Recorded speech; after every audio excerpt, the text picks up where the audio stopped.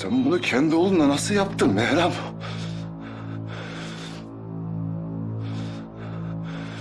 Sen bunu benim babama nasıl yaptın?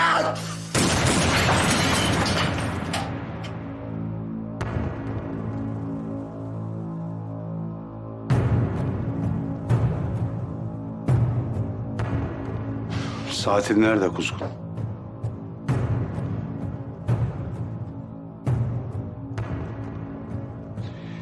Sen o geçirdiğin bütün yıllar boyunca hep gerçek kimliğine dolaştın. Senin kim olduğun zaten o saatin içinde vardı. Sus artık sus. Sus yeter. Gerçek bu. Yalandı. Cebeci olman kocaman yalandı. Şimdi de hayatın yalan diyorsun. Zaten kim neresinden çekiştirse elinde kaldı benim hayatım be. Baban diyorsun. Benim oğlumdu diyorsun. Babanı ben öldürdüm diyorsun. Sen nasıl... Sen kimsin, ben kimim? Ne oluyor lan? Sen benim kıymetlimsin. Bu öğrendiklerin sana sadece bunu söyler. Söylediklerimi dikkatli duy. Ya bırak bu edebiyatları. Sen kendi oğlunu öldürmüş adamsın. Gelmiş bana kıymetlim diyorsun. Madem senin için bu kadar kıymetliyim söyle. Babam nasıl öldü ya? Laga luga yapmadan, uzatmadan söylesene bana, nasıl öldü babam? Çocuk. Bilmen gerekenleri zamanla öğreneceksin. Anlat be Behram, adı var, anlat. Ya anlat be adam, anlat!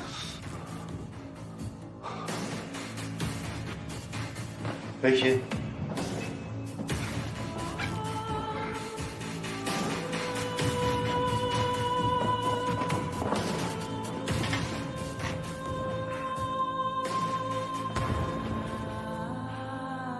Baban öldü. Babanı boşuna arama. Gözlerimin önünde öldü. Yusuf beni reddetti. 18 yaşına geldiğinde soyadını değiştirdi. Bana karşı kazanmak için and içmişti. Kanını içen de sen oldun. Yıllarca onu sizi uzaktan takip ettim.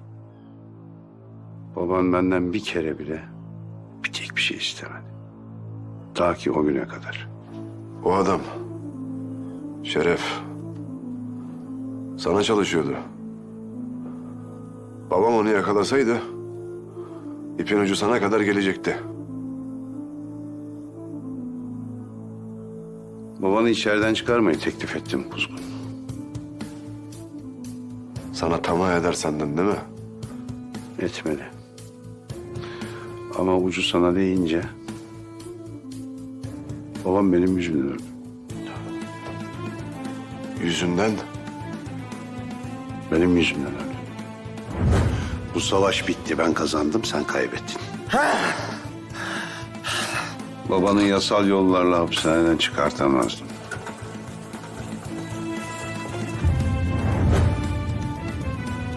Ben de önce ona reddetmesine olanak tanımadan bir kurtuluş verdim. Kurtuluşu için ölmüş görünmesi gerekiyordu. Her şeyi ayarladım. Doktoru, hapishane müdürünü, cenaze işlerini.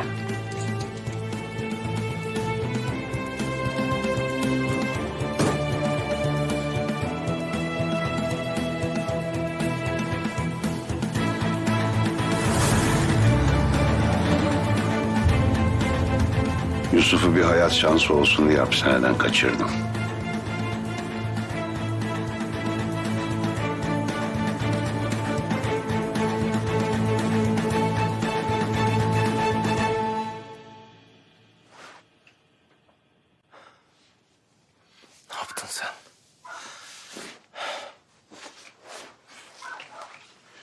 Sana özgürlüğünü verdim.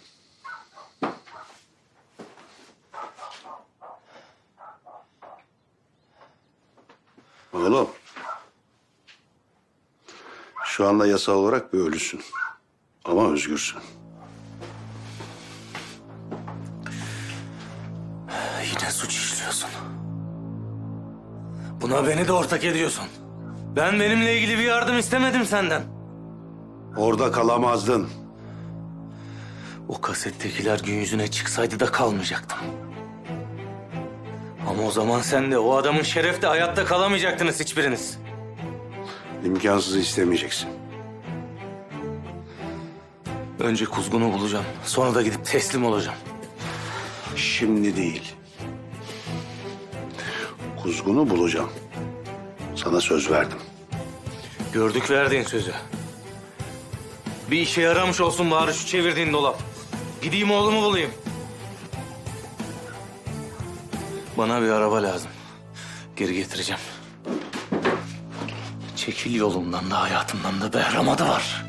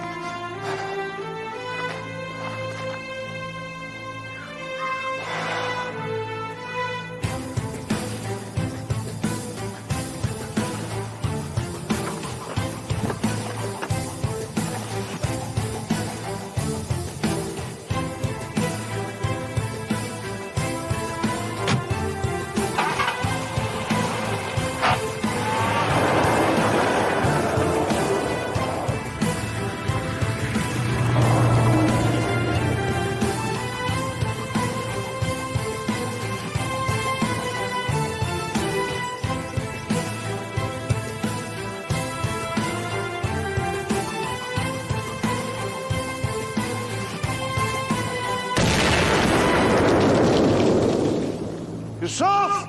Oğlum!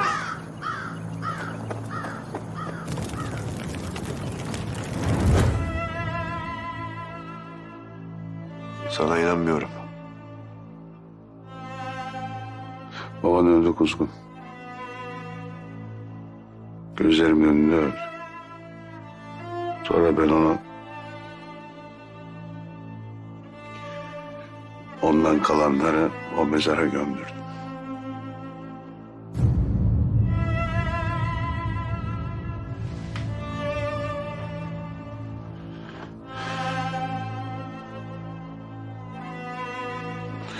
Ben onu ellerimle öldürmedim.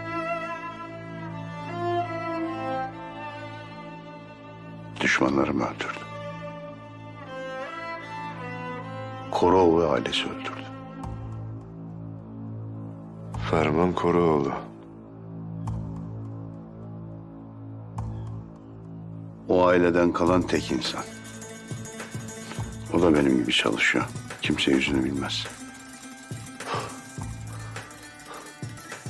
İpini çekmek isteyenler sıraya girmiş Behram.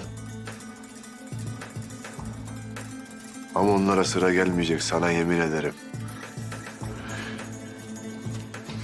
Beni bir gün öldüreceksen o gün bugün değil. Beni sadece sen istediğin için vur. Babana ulaşmak için değil. Çünkü ona ulaşamazsın. Yusuf öldü. Düşmanlarımın tetikçisi olma. Ferman Koroğlu'nun tek bir amacı var. Beni senin öldürmen. Neden ben? Ha? Neden benim elimle öldürmek istesin ki seni? İsteyebilir büyük ihtimalle. Hatta %100. Ya bunu benden daha fazla nasıl isteyebilir bu adam? Bana bir anlat ya. Senin benim torunum olduğunu biliyor.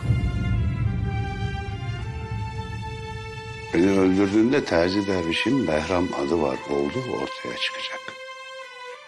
O zaman senin ailenin kim olduğu da ortaya çıkacak. Hiçbir adı var hayatta kalmaz. Bırakmazlar. Önce anneni, kardeşlerini, sonra da seni öldürürler.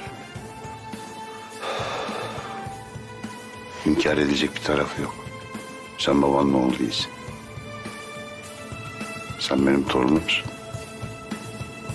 Sen Kuzgun adı varsın.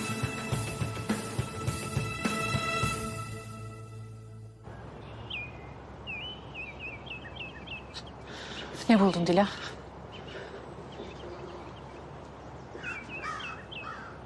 Kuzgun'un saati. Dedesinden babasına, babasından da Kuzgun'a kalmış bir saat. İç kapağında bir şey yazıyor Kudret.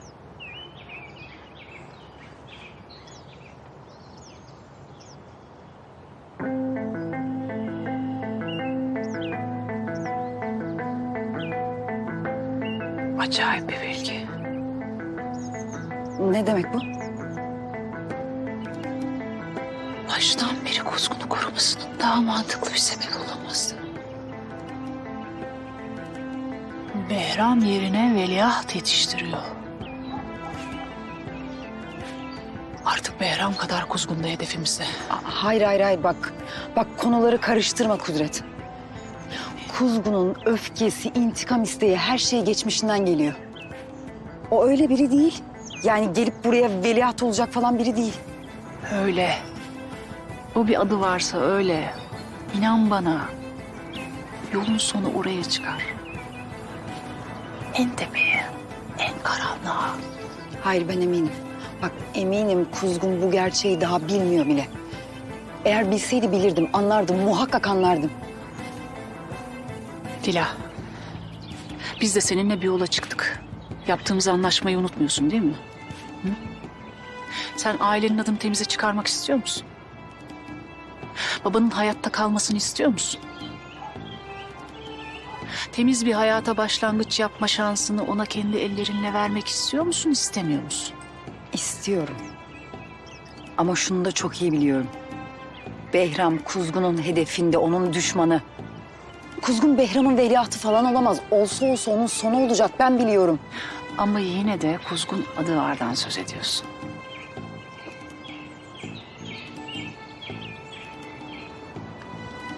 Behram'a torunu sayesinde ulaşacağız. Kuzgun'dan bir an olsun gözünü ayırma. Ya Kudret ben bunu nasıl yapayım artık? Öyle bir dünya yok, olmuyor işte.